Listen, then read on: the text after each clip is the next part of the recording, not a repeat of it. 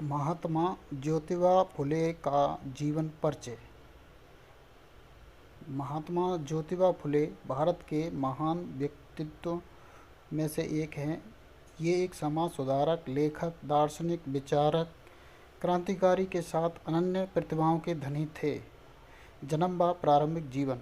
ज्योतिबा गोविंदराव फुले का जन्म 11 अप्रैल 1827 ईस्वी को तत्कालिक ब्रिटिश भारत के खानवाड़ी पुणे में हुआ था।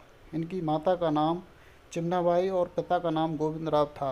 इनकी मात्र 1 वर्ष की अवस्था में ही इनकी माता का स्वर्गवास हो गया। इसके बाद इनके पालन पोषण के लिए सगुणाबाई नामक एक दाई को लगाया गया। इन्हें महात्मा फुले और ज्योतिबा फुले के नाम से भी जाना जाता है। कैसे पड़ा फुले नाम?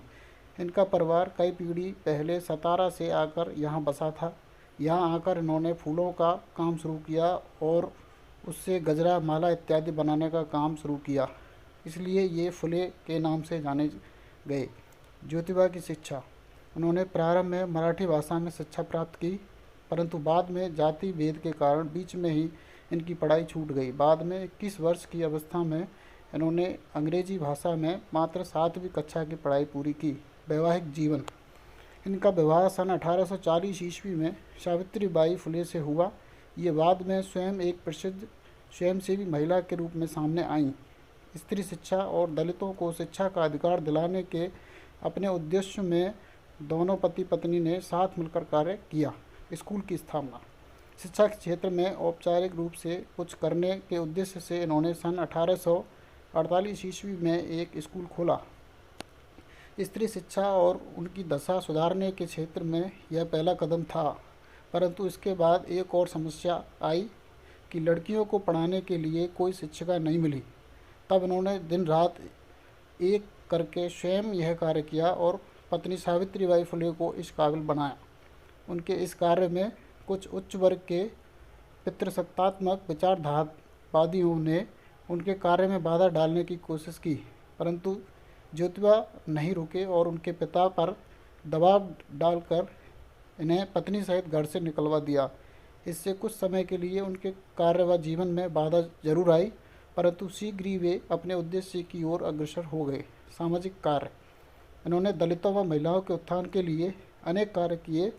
24 सितंबर 1873 ईस्वी को उन्होंने महाराष्ट्र में सत्यशोधक समाज की स्थापना की। इन्होंने समाज के सभी वर्गों के लिए शिक्षा प्रदान किए जाने की मुखालफत की।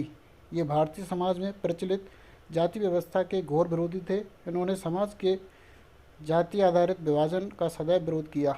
इन्होंने जाति प्रथा को समाप्त करने के उद्देश्य से बिना पंडित के ही विवाह संस्कार प्रारंभ किया। इसके लिए बॉम्बे हाई कोर्ट ने से मान्यता भी प्राप्त की। इन्होंने बाल विवाह का विरोध किया। ये विधवा पुनर्विवाह के समर्थक थे। महात्मा ज्योतिबा फुले का साहित्य। ज्योतिबा बहुमुखी प्रतिभा के धनी थे। ये उच्च कोटि के लेखक भी थे। इनके द्वारा लिखी गई प्रमुख पुस्तकें निम्नलिखित हैं। गुलामगिरी 1873 में, छत्रपति शिवाजी, अछूतों की कैफियत, किसान का कोड़ा, तृतीय रत्न, राजा भोसला का पकड़ा इत्यादि। महात्मा की उपाधि। 1873 ईस्वी में सत्यशोधक समाज की स्थापना के बाद उन्होंने सामाजिक कार्यों की सराहना देश भर में होने लगी। इनकी समाज सेवा को देखते हुए मुंबई की एक विशाल सभा में 11 मई 1888 ईस्वी को विट्ठलराव कृष्णा जी बंडेकर जी ने इन्हें महात्मा की उपाधि से सम्मानित किया। मृत्यु।